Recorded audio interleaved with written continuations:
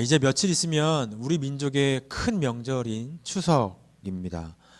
그런데 이번 추석은 아마도 많은 분들이 지금껏 경험해보지 못한 명절을 보내지 않을까 이런 생각을 하게 됩니다. 어느 때보다도 풍성한 나눔이 있어야 될 추석인데 우리의 가정도 또 우리 사회도 우리 교회도 또 우리 이웃들과의 관계 속에서도 조금은 힘겹게 느껴지는 이 가을을 보내는 것 같습니다. 어느 때이든 마찬가지겠지만 늘 그래야겠지만 특히나 오늘과 같은 때에 하나님의 사람들은 무엇을 따라 어떻게 살아가야 하는가 우리가 함께 살펴보기를 소망합니다. 오늘 본문 우리가 읽은 룻기의 배경은 사사시대입니다. 이 사사시대는 우리가 잘 아는 것처럼 영적으로 굉장히 기근이 있었던 시대입니다. 거기에다가 룻기에 등장한 베들레헴은 이제 흉년이 들어서 그 땅에도 기근이 심했던 그러한 땅으로 나타납니다. 그러니까 룻기는 영적으로나 육적으로나 기근이 심했던 시대를 배경으로 하고 있습니다. 하지만 성경은 영적으로 육적으로 기근이 심했던 이 시대, 이렇게 어두운 이 시대에 그 속에서도 여전히 인생들 속에서 나타나는 신실함이 무엇이어야 하는가를 보여주고 있습니다. 또한 그것들을 통해서 구원 역사를 이루어 가시는 하나님의 신실함은 어떤 것인가를 나타내 보여주고 계십니다. 하나님께서 하나님의 백성에게 원하시는 그 신실함, 세 가지의 다른 이름으로 나타나는 그 신실함, 그것이 무엇인지 우리가 오늘 함께 살펴보면서 오늘 하나님께서 우리에게 말씀하시는 그 하나님의 마음 알게 되기를 간절히 소망합니다. 첫 번째, 신실함의 다른 이름 첫 번째는 인애입니다. 10절입니다. 제가 읽겠습니다. 그가 이르되 내 딸아 여호와께서 내게 복 주시기를 원하노라. 내가 가난하건 부하건 젊은 자를 따르지 아니하였으니 내가 베푼 인애가 처음보다 나중이 더하도다. 보아스는 지금까지 룻이 보여준 행동을 생각하면서 룻을 축복하고 있어요. 그리고 룻의 행동에 대해서 내가 베푼 인애가 처음보다 나중이 더하다 이렇게 말하고 있습니다. 룻이 베푼 인애가 무엇이었을까요? 자신의 고향으로 돌아갈 수 있었음에도 불구하고 그 어머니가 나오미가 며느리들에게 너희 땅으로 돌아가라. 그러니까 돌아갈 수 있었음에도 불구하고 돌아가지 않고 시어머니 나오미를 섬기기로 결정하였고 어머니의 하나님을 자신의 하나님으로 섬기기로 결정한 거예요. 자신의 처지를 생각해서 자신에게 유익이 되는, 자신이 좋아하는, 자신이 원하는 그 젊은 남자를 만나서 결혼해도 될 텐데 그렇게 하지 않고 기업 물을 자를 찾아서 결혼을 선택합니다. 이것은 자신뿐만이 아니라 시어머니의 생계와 더 나아가서는 가문의 일, 공동체를 생각한 그런 결정인 것이죠. 이 모든 일이 진행되는 과정에서 룻이 어떻게 행동하냐면 시어머니 나오미가 이렇게 하여라 라고 하는 시키는 일들을 그대로 따라 행합니다. 룻이 베푼 인애의 내용을 보면 룻이 굳이 그렇게 하지 않아도 되는 일들을 행한 거죠. 룻에게는 결정의 자유가 있었어요. 그런데 그녀에게는 이기적인 결정이 아닌 시어머니와 가문을 위한 선택을 한 것이죠. 더 나아가서는 그녀에게 요구되는 일보다 더 행한 거예요. 어떤 계약이나 의무가 아니라 순수한 사랑으로 그가 더 행한 거예요. 룻의 이러한 행동의 동기를 성경은 보아스의 입을 빌려서 인애라고 말씀합니다. 그리고 룻을 현숙한 여인이라고 칭찬합니다. 룻이 행한 더 베푼 인애가 무엇이기에 하나님이 이렇게도 칭찬하실까요? 성경은 하나님께서 인애를 기뻐하신대요. 미가서 7장 18절 참고구절입니다. 미가서 7장 18절 제가 읽겠습니다. 주와 같은 신이 어디 있으리까? 주께서는 죄악과 그 기업의 남은 자의 허물을 사유하시며 인애를 기뻐하심으로 진노를 오래 품지 아니하시나이다. 하나님은 인애가 크신 분이래요. 요엘 2장 13절 너희는 옷을 찢지 말고 마음을 찢고 너희 하나님 여호와께로 돌아올지어다. 그는 은혜로우시며 자비로우시며 노하기를 더디하시며 인애가 크시사 뜻을 돌이켜 재앙을 내리지 아니하시나니. 하나님은 인애를 원하시는 분이래요. 호세아 6장 6절이에요. 나는 인애를 원하고 제사를 원하지 아니하며 번제보다 하나님 아는 것을 원하노라. 여러분 도대체 인애가 뭐길래 하나님은 인애를 기뻐하시고 하나님은 인애가 크시고 하나님은 인애를 원하신다고 말씀할까요? 인애는 성경에 보니까 자비, 은혜, 인자 이런 단어들로 번역되어 있어요. 이와 같은 의미들로 사용되어 있어요. 성경에 인애는 두 가지 의미를 담고 있어요. 첫째는 하나님 편에서의 인애는 죄인에게 흘러넘치는 하나님의 놀라운 사랑과 은혜예요. 이거는 우리가 많이들 들어왔고 또 알고 있는 의미일 거예요. 두 번째는 사람 편에서의 인애, 사람 편에서의 인애가 갖는 의미가 있어요. 하나님과 사람들 앞에서 자신이 속한 공동체에 적합한 그 인간의 행동 양식이라고 설명되어 있는데 이것이 인애의 원어적인 의미예요. 예를 들면 부부 사이에, 부모와 자식 사이에, 친척 사이에, 친구 사이에, 손님과 주인 사이에, 주인과 종 사이에, 윗사람과 아랫사람 사이 등에서 서로가 서로에게 마땅히 지켜야 할, 행해야 할 바를 지키는 신실한 태도를 인애라고 설명합니다. 인간관계에 충실함, 인간적인 도리라고 말할 수 있습니다. 그래서 인애는 하나님 앞에서의 신자의 도리이고 동시에 사람들 앞에서의 인간적 도리가 인애라는 거예요. 인애는 하나님의 신실한 사랑과 인간의 신실한 태도가 인애입니다. 하나님께서 원하시는 것은 종교행위로 치장한 종교행위 되는 것이 아니고 하나님을 향한 인간의 도리, 그리고 사람과 사람 서로를 향한 인간의 도리를 행하라고 말씀하시는 것이죠. 이것이 하나님께서 기뻐하시는 제사이고 하나님 백성의 삶이라는 거예요.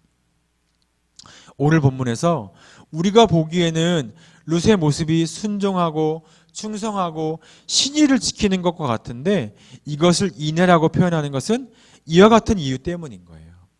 그래서 신실한 삶은 인애의 삶이라는 것입니다. 이 인애가 누구에게서 가장 잘 나타났을까요? 우리 구주 예수 그리스도예요.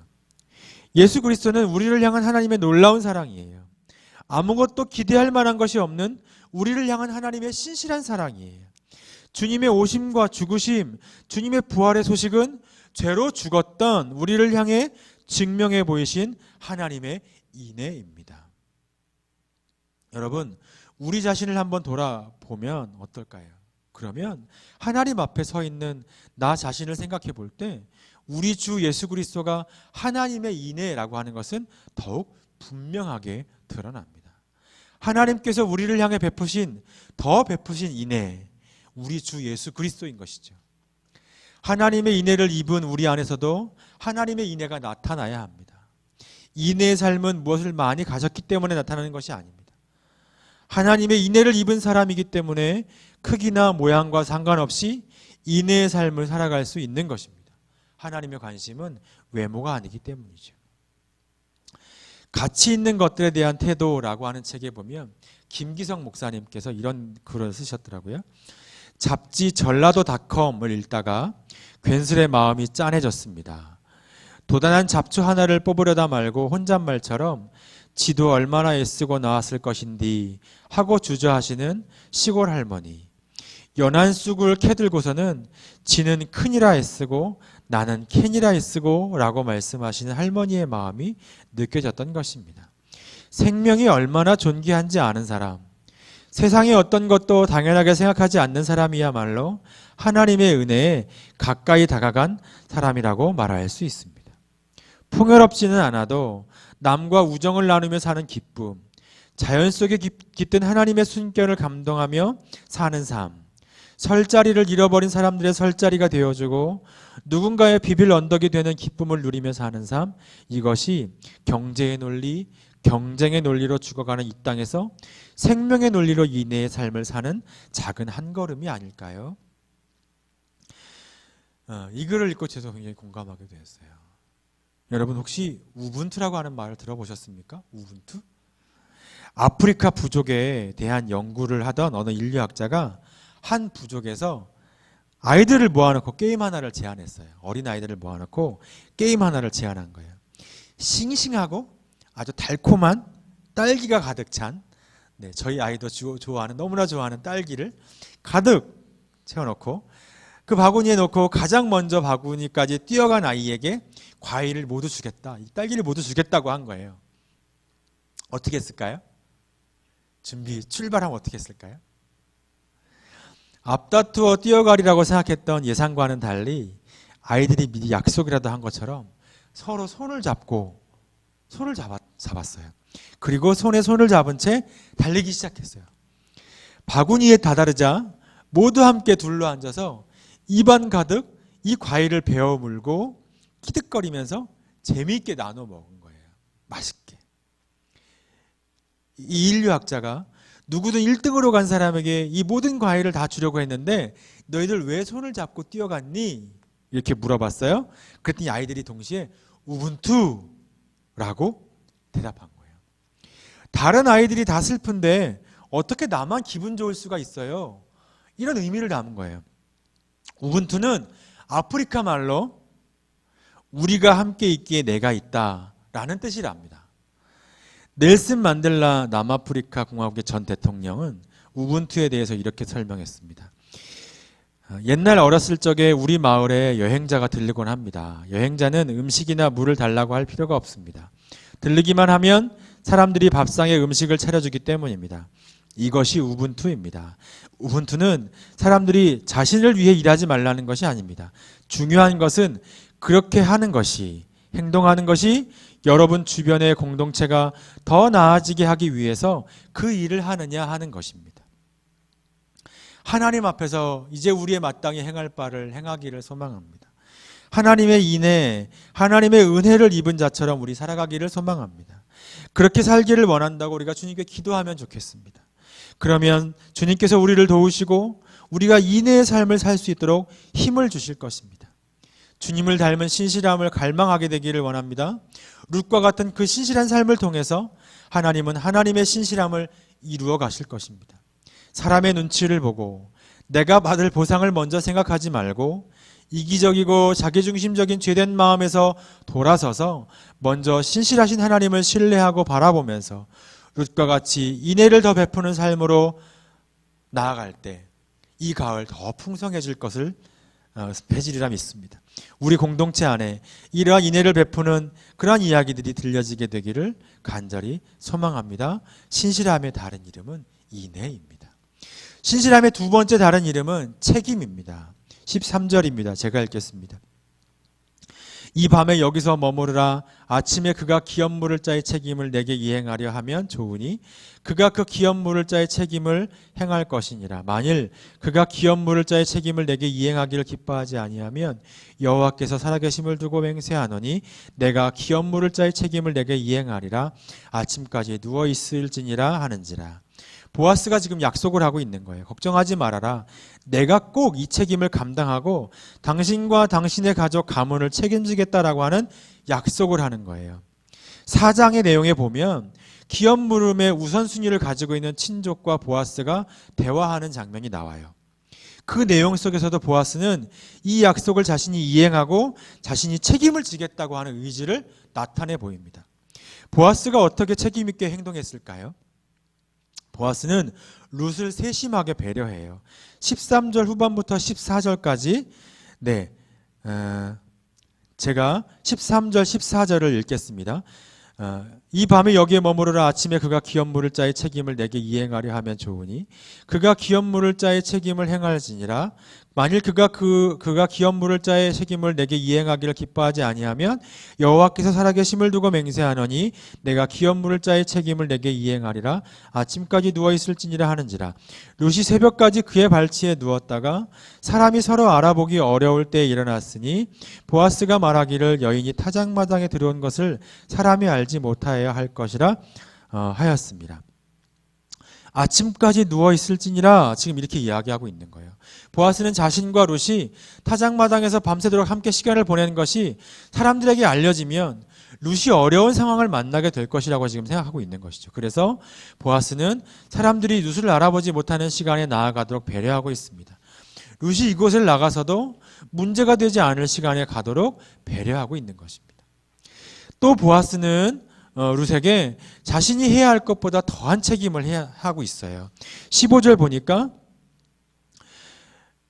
제가 읽겠습니다. 보아스가 이르되 내 겉옷을 가져다가 그것을 펴서 잡으라 하매 그것을 펴서 잡으니 보리를 6번 되어 룻에게 지워주고 성읍으로 들어가니라. 지금 보아스는 자신이 룻과 나오미를 책임지는 일에 대해서 이 보리를 6번이나 되어주고 더 주고 지금 먹을 것을 챙겨주고 그러면서 책임지는 일에 대해서 행동하면서 룻과 보아스, 나오미를 안심시키고 있어요. 또 보아스는 자신의 약속에 대한 책임을 위해서 더 적극적으로 행동해요. 18절이에요. 제가 읽겠습니다. 이에 시어머니가 이르되 내 딸아 이 사건이 어떻게 될지 알기까지 앉아있으라. 그 사람이 오늘 이 일을 성취하기 전에는 쉬지 아니하리라 하니라. 이제 보아스가 가만히 있지 않고 적극적으로 행동할 것이라고 하는 것을 오늘 본문은 보여주고 있습니다. 신실함의 다른 이름은 책임입니다. 사랑하는 성도 여러분, 보아스의 책임감, 그 밑에 보이진 않지만 볼 수 있는 가장 큰 책임감, 그것은 오늘 우리에게까지 이어지고 있어요. 바로 하나님의 신실함인 것이죠. 우리는 조금 전 룻이 행한 더 베푼 인애를 살피면서 하나님의 인애에 대해서 함께 이야기했습니다. 그리고 하나님도 그분의 인애로 말미암아 행하신 그 행동이 있는 것이죠. 그것은 언약입니다. 하나님도 그분의 인애로 말미암아 행동하시는데 그것이 언약이라는 거예요. 언약은 하나님의 인애에 기초하는 거예요. 하나님의 언약은 하나님의 인애에 기초하고 하나님은 그것을 행함으로 나타내 보이십니다. 하나님은 인애 때문에 언약을 맺으셨어요. 그리고 그 언약을 책임지기 위해서 일하고 계세요. 로마서 1장 16절 17절에 보면 하나님의 의라고 하는 말이 나와요. 이 단어가 갖는 가장 중요한 의미 가운데 하나는 하나님의 언약적 신실함이에요. 우리를 죄 가운데서 구원하시고 의의 백성으로 삼으시고 하나님 나라를 완성하시기 위해서 하나님께서 우리에게 하셨던 언약을 반드시 이루신다는 그 하나님의 언약적 신실함, 그것이 누구를 통해 드러나냐면 우리 주 예수 그리스도를 통해서 나타나는 것이죠. 죄로 죽었던 인간을 향한 구원의 역사, 그것은 하나님의 인애 때문에 가능했어요. 하나님은 우리를 사랑하셔서 직접 자신을 걸고 약속하시고 하나님 자신의 열심으로 일하셨어요. 그리고 오늘 우리의 삶 속에서도 하나님의 책임, 그 신실함을 하나님의 역사의 걸음에서 계속 이어져 오고 이루어가고 계신다는 거예요. 그러니까 하나님의 인애, 그 인애를 기초로 하여서 하나님은 언약을 이루시고 그 언약을 책임 있게 감당하시면서 오늘 우리에게까지 행하시고 일하고 계신다는 것이죠. 오늘 우리의 삶에까지 그 하나님의 책임 있는 행동이 이어져 오고 있는 것입니다. 신실하신 하나님의 역사가 이루어지고 있는 것입니다. 오늘 우리의 삶이 참 녹록지 않습니다. 매 순간 하나님의 은혜가 아니면 살 수 없는 그런 순간들을 고백하게 됩니다. 특히나 올해는 더욱 그러한 것을 많이 느낍니다. 눈에 보이지 않는 바이러스로부터 오는 두려움과 그 자연재해 앞에 무능력한 우리 자신을 마주하게 됩니다. 더욱 팍팍해지고 어려워지는 삶의 환경 속에서 안타까운 소식들을 듣고 있습니다. 오늘 하나님의 긍휼과 은혜가 너무나 필요하고 그 은혜를 애타게 기다리는 순간들을 우리가 지나고 있는 분들이 계실지 모르겠습니다. 각자의 상황은 다르지만 참으로 벼랑 끝에 서 있는 것과 같은 삶의 자리에 있는 분들도 계시리라 생각됩니다. 하나님의 인애와 하나님의 신실하심을 오늘 우리가 붙잡게 되기를 소망합니다. 그분의 백성을 향해 책임 있게 일하시는 하나님을 신뢰할 수 있게 되기를 소망합니다. 그리고 그분의 일하심을 바라보면서 오늘 여러분의 자리에서 우리의 할 일을 잘 행하면서 나가게 되기를 소망합니다. 룻과 나오미는 하나님의 성품, 그 보아스의 성품을 알고 있었습니다. 룻과 나오미는 보아스를 믿었습니다. 그리고 자신들이 해야 할 일을 했습니다. 그 일을 다 마치고 자신들이 더 이상 할 것이 없는 그 자리에서는 하나님을 바라보고 하나님을 기다렸던 것입니다. 오늘 우리도 마찬가지입니다. 이미 해야 할 바를 다 하고 아무것도 할 수 없다면 잠잠히 우리 하나님을 기다리게 되기를 바랍니다. 우리도 하나님이 믿을 만한 분이라는 것을 우리가 다 알고 있습니다. 그래서 하나님을 기다리는 것은 수동적인 것이 아니죠. 하나님을 기다리는 것은 하나님께서 일하시도록 우리 자리를 내어드리는 가장 능동적인 자세인 것입니다. 또 하나는 룻기는 보아스를 유력한 자라고 소개합니다. 재산과 능력이 있는 사람이라는 말입니다. 영향력이 있는 사람인 것입니다. 혹시 여러분들 가운데 보아스와 같은 그러한 유력한 자들이 있을지 모르겠습니다. 여러분 그분들에게는 하나님께서 그 유력함을 그냥 허락하신 것이 아닙니다. 하나님께서 요구하시는 그 책임 있는 삶이 무엇인지 우리 한번 생각해 보면 좋겠습니다. 그리고 그 삶의 자리로 나아갈 수 있게 되기를 간절히 소망합니다. 우리는 가장 우리에게 유력한 분, 우리 주 예수 그리스도를 가진 자들입니다. 그렇다면 우리는 서로 이와 같은 사람들이, 그 유력한 사람들이 되어주고 있는지, 그 책임 있는 삶을 살아가고 있는지 한번 우리가 우리 자신에게 물어보고 그렇게 살아가는 우리가 되면 좋겠습니다. 사랑하는 성도 여러분, 우리의 삶을 하나님 나라를 위하여 내어드리십시오. 우리의 신실한 삶, 책임 있는 삶을 통해서 하나님의 신실함이 나타나도록 우리 자신을 하나님께 내어드리십시오. 하나님께서 보아스의 삶을 사용하신 것과 같이 하나님 나라의 전진을 위해서 복의 통로로 우리의 삶을 사용할 수 있게 되기를 간절히 소망합니다. 세 번째, 신실함의 다른 이름은 약속의 성취입니다. 18절입니다. 제가 읽겠습니다. 이에 시어머니가 이르되 내 딸아 이 사건이 어떻게 될지 알기까지 앉아있으라. 그 사람이 오늘 이 일을 성취하기 전에는 쉬지 아니하리라 하니라. 오늘 말씀을 보니까 보아스는 약속의 성취를 위해서 그가 해야 할 일을 적극적으로 행하고 있습니다. 그의 움직임을 성경은 나오미의 입을 빌려서 이렇게 말씀하고 있는 것이죠. 그리고 4장으로 가면 그가 약속을 지키기 위해서 어떻게 행하는지를 더 잘 보여줍니다. 여러분, 하나님은 이 일을 하나님의 뜻대로 이루셨어요.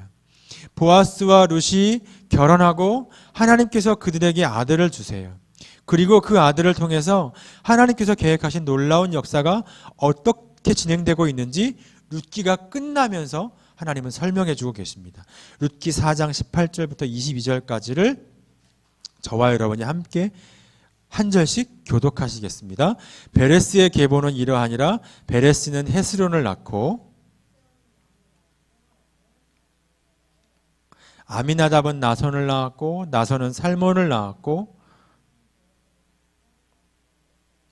오벳은 이새를 낳았고 이새는 다윗을 낳았더라. 이것이 누구의 족보이죠? 다윗의 족보예요.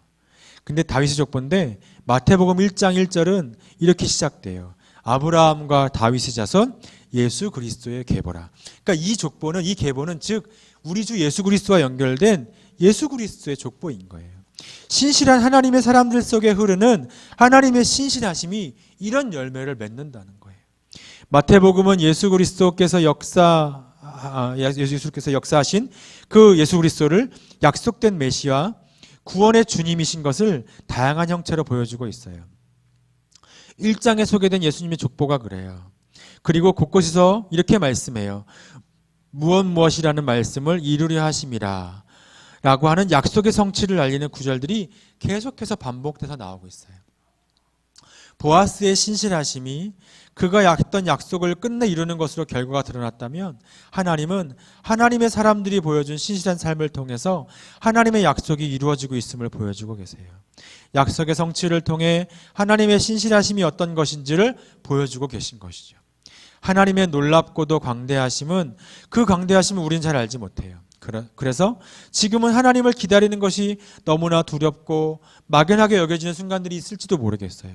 그러나 하나님은 반드시 이루세요. 하나님은 그분의 선하신 뜻을 따라 반드시 이루시는 분이세요. 구약 시대가 끝나고 약 400년 시간 동안 말씀도 없이 메시아를 향한 인간적 대망만 커져가던 시기는 어찌 보면 한없는 어두움의 시기일지도 두려움의 시간이었는지도 몰라요. 그러나 그 어두움을 관통하고 한 줄기 빛이 이 땅 가운데 오세요. 하나님의 약속이 이루어진 것이죠. 우리의 구원, 하나님 나라를 위한 하나님의 약속이 이루어진 것처럼 우리 인생을 향한 하나님의 약속의 말씀들은 반드시 선하신 하나님의 뜻을 따라 이루어지는 것입니다. 우리는 무엇을 해야 할까요? 그 하나님을 믿는 것이죠. 약속의 말씀을 붙잡고 끝까지 견디는 것입니다. 약속의 말씀을 붙잡고 기도의 자리로 나아가는 것입니다. 약속을 이루실 하나님을 바라보게 되기를 소망합니다. 마태복음 24장 13절입니다. 제가 읽겠습니다. 그러나 끝까지 견디는 자는 구원을 얻으리라. 끝까지 견디면 구원을 얻습니다. 깨어있으라 말씀하시고 마지막 깨어 계신 분이 우리 주 예수 그리스도이십니다. 끝까지 견디라 말씀하시고 끝까지 견뎌내신 분이 우리 주 예수 그리스도이십니다. 그래서 그 약속을 완성하신 분이 우리 주 예수 그리스도이십니다. 하나님은 예수 그리스도를 통해 약속을 성취하시고 하나님의 신실하심을 증명해 보이셨습니다. 신실함의 다른 이름은 약속의 성취입니다. 오늘 말씀을 마무리하겠습니다. 말씀을 준비하다가 찬양 하나를 묵상하게 됐습니다. 소원이라고 하는 찬양인데요. 제가 가사를 불러드리겠습니다. 삶의 작은 일에도 그 마음을 알기 원하네. 그 길, 그 좁은 길로 가기 원해. 나의 작음을 알고 그분의 크심을 알며 소망, 그 깊은 길로 가기 원하네. 저 높이 솟은 산이 되기보다 여기 오름직한 동산이 되길. 내 가는 길만 비추기보다 누군가의 길을 비춰준다면 내가 노래하듯이 또 내가 얘기하듯이 살길. 난 그렇게 죽기 원하네. 삶의 한 절이라도 그분을 담기 원하네. 사랑, 그 높은 길로 가기 원하네. 그 좁은 길로 가기 원하네. 그 깊은 길로 가기 원하네. 신실함은 살아가는 과정입니다. 이 모든 것은 하나의 과정입니다. 한 분 하나님을 통해 나타나는 하나님의 사랑인 것입니다. 이 모든 것은 하나의 과정입니다. 하나님을 사랑하는 한 사람의 삶을 통해 나타나는 믿음의 삶인 것입니다. 신실한 삶은 분리되어 있지 않습니다. 시간과 장소에 따라 다른 것이 아닙니다.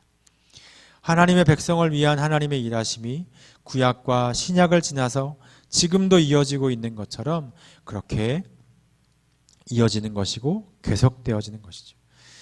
우리의 인생이 삶의 모든 순간들을 포함하고 있고 그 모든 것을 연결할 때 우리의 인생이라고 말할 수 있는 것처럼 그와 동일합니다. 우리 하나님 앞에 매 순간 우리가 신실하게 되기를 소망합니다. 주님이 우리의 인생에 신실하신 것처럼 우리도 하나님과 사람들에게 신실하게 되기를 바랍니다. 신실한 우리의 삶이 하나님의 복의 통로가 되어 하나님의 그 복이 흘러넘쳐나도록 우리의 삶을 내어드리면 좋겠습니다. 하나님 나라의 전진이 일어나도록 우리 삶을 내어드립시다. 그것은 대단한 일을 하는 것이 아니라 우리의 삶의 자리에서 신실하게 우리가 살아내는 것입니다. 참으로 힘겹게 느껴지는 이 가을입니다. 그리고 올 한 해일지도 모르겠습니다. 아무리 절망적인 상황을 만나도 어떤 인생도 주님 안에 실패한 인생이 없습니다. 하나님께서 소망이 되시고 하나님께서 주님의 선한 뜻대로 그 모든 것을 이루어 가실 것이기 때문입니다. 신실하신 주님을 소망 삼고 우리를 부르신 자리에서 신실하게 살아가면서 함께 기뻐하며 이 가을 더욱 풍성한 우리가 되기를 간절히 소망합니다. 이제는 우리 주 예수 그리스도의 은혜와 아버지 하나님의 크신 사랑하심과 성령님의 교통 감화 역사하심이 이제 하나님의 신실하심을 쫓아 우리도 신실한 삶으로 반응하며 주 앞에 나아가기를 결단하며 고백하며 나아가는 또 주의 은혜 넘치는 사랑과 은혜를 기대하며 소망하며 삶으로 나아가는 우리 더불어 삶교회 모든 성도들, 이 시간 함께 예배하는 모든 성도들 각자의 삶의 자리, 가정과 직장과 또 각자의 삶의 자리 위에 이제부터 영원토록 함께 하시기를 간절히 축원하옵나이다. 아멘.